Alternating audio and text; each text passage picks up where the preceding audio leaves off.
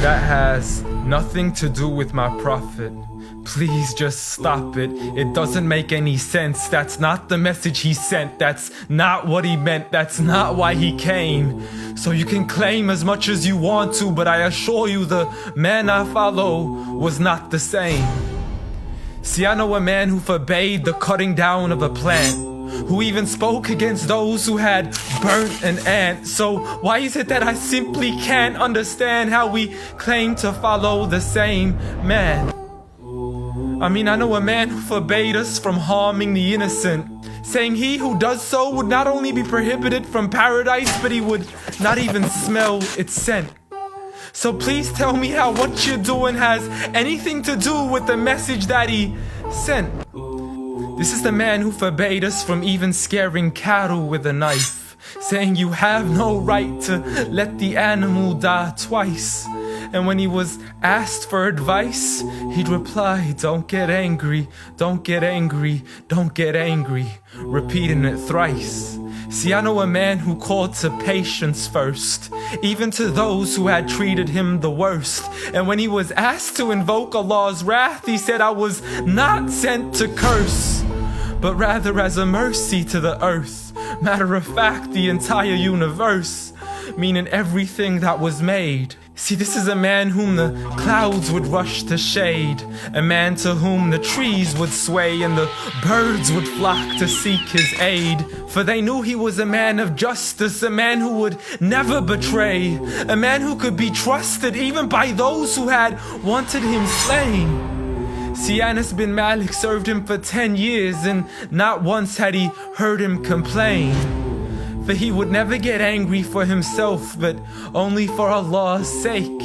And he never responded to evil with evil, but rather he pardoned and forgave. For had he been harsh-hearted, the people would have ran away. So what is it that we still don't understand when we claim to follow Islam, yet we fail to follow this man?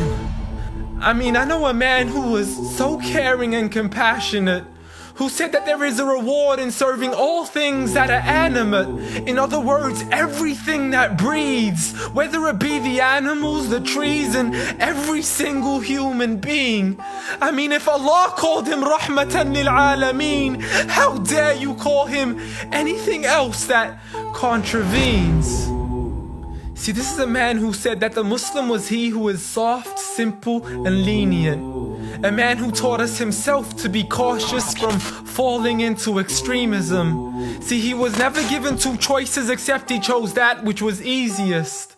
Not for himself, but for his people and their convenience. See, I know a man who advocated for the freedom of the slaves. A man who taught us that the Muslim is the one from whom the people are safe. Not only from his hands, but even from the words that he says.